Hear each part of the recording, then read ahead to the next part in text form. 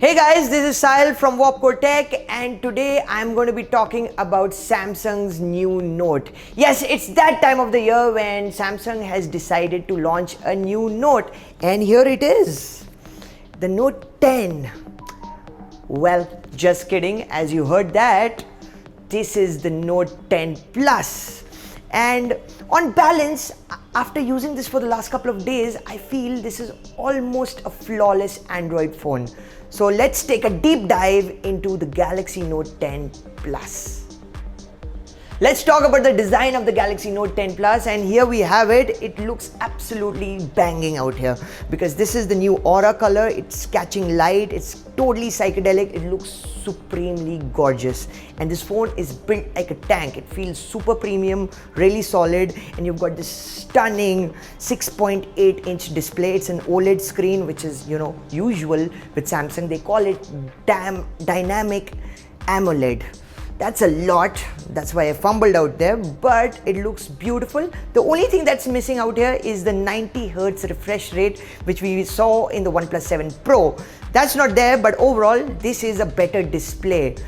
Videos look absolutely stunning. You get HDR out here, so yeah, if you're going to be Netflixing Mindhunter, this is the phone to do that on. The audio quality is really good. It's also water resistant, and overall, it looks the part. And the better thing out here this year is there's also a younger brother, which is the Galaxy Note 10. So if you don't like a phone which is as large as this, then you can get the Note 10. And last bit is that this camera hump out here is very minimal. So that's another great thing. Talking about the camera out here, Samsung has really upped the ante out here. You get 3 cameras in this vertical array, but you also get a time of flight sensor, which is great for portrait mode. Portrait mode not only works for stills, but it also works for video. That's one of the new features of this phone, and I found that feature to work pretty well. It also works for a lot of AR gimmickry. So this phone actually has got a 3D scanner. You can scan a real world object and have augmented reality experiences. You can even take 3D prints of those scanned objects. It's quite insane out here, the amount of tech this camera packs. For video also, this is a fantastic camera, and as you may imagine, this is one of the best camera systems that you can find on any smartphone out there. Daylight photos, nighttime photos, all fantastic. Great stabilization, really great low light performance thanks to the variable aperture camera system out here. Also, there's a wide angle camera which takes some really gorgeous landscape shots, and you get 2x of zoom thanks to the telephoto camera, which is also pretty decent. And finally, Samsung has a night mode, which actually you can use from the settings menu, and it actually works pretty decently, though it's way slower than the Pixel 3 or the Huawei P30 Pro. On balance, a great camera system on the back, probably the most versatile camera system I would sort of call on a smartphone if you think about both video and stills.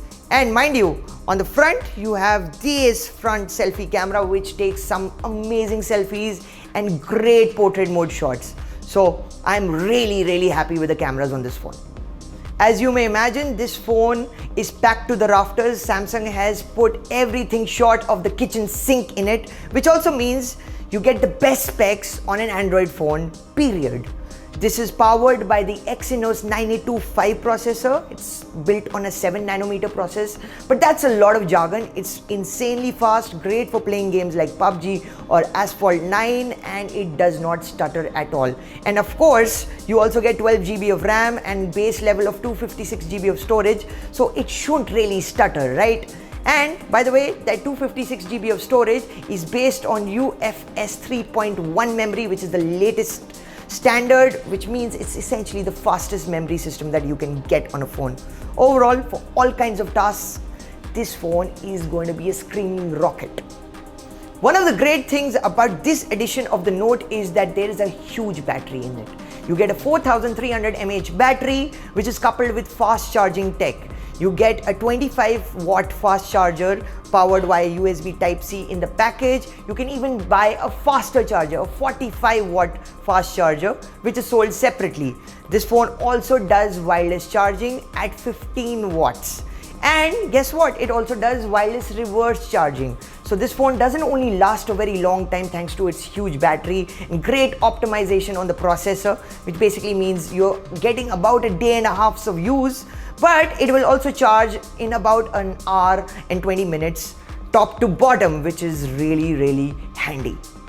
As you can see, I have the new S Pen out here, which nestles here. It's pretty cool.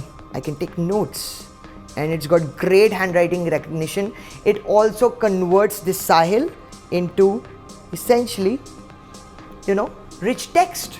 That's amazing, and it's going to be also searchable, so it's really great for note taking. You can use this S Pen to doodle. There's a feature called AR Doodle, so you can take a photo and on top of it you can have an augmented reality experience powered by the S Pen.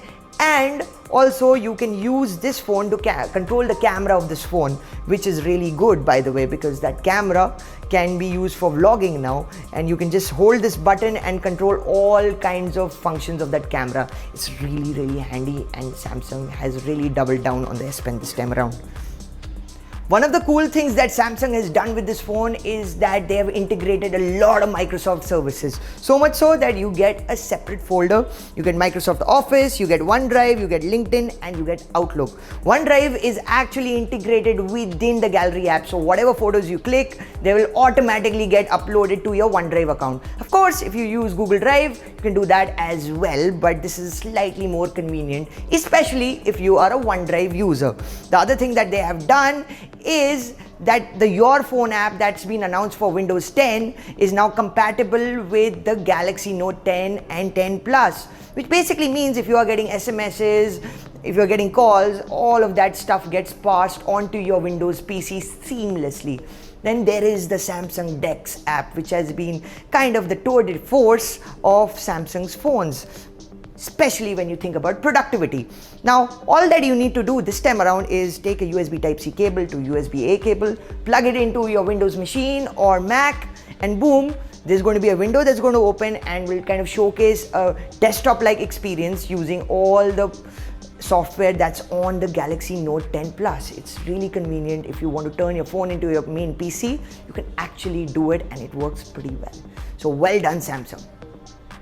There's no denying the fact that the Galaxy Note 10 Plus is a powerhouse of a smartphone. It has got everything. It's got dollops of RAM, it's super powered in terms of processing, it's got a great screen, it looks beautiful, it's got killer cameras, and it's really good for productivity. It has got everything. It's the real deal. But if you're sort of thinking that it does one particular thing exceptionally better than anyone else, then the answer to that is a no. It's kind of more of a jack of all than a master of an individual element. And if you're looking for a very diverse, dynamic, really adaptable phone, then this is the one to get, more so than even the iPhone XS Max. Yes, there I said it.